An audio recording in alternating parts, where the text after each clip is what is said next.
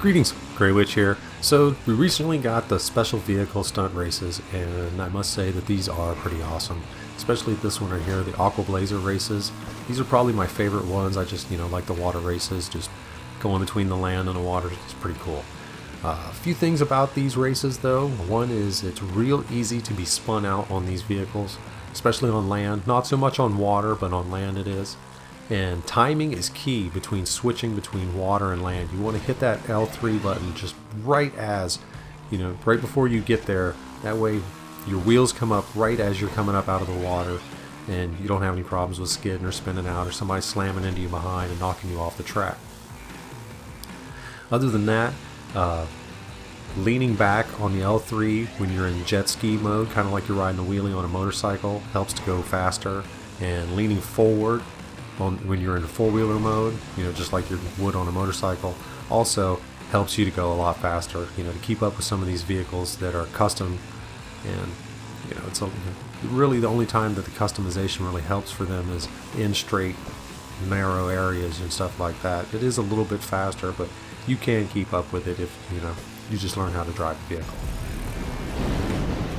Now, these races with the Rocket Voltic every one of them starts off crazy. You thought a regular race just started off nuts, these start off even worse insane.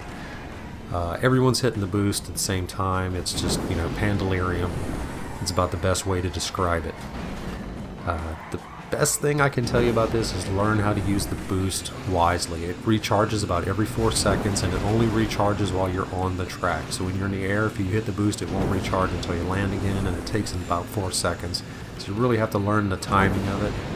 But it is unlimited, so you don't have to worry about that. You just keep mashing it every time it hits it, which is pretty much what everybody does. And I'm not really good at these races right now. I rarely ever drove the Voltic in the game to start with. So I apologize to anybody that I wreck into when I'm in these races. And for the final ones that we got were for the Ruiner 2000. I really dig this car. When you get to these strips like that, you want to hit the L3 to boost over those obstacles as soon as you hit that strip. And then, if you're in a big jump like this, wait to pull your parachute for the last bit.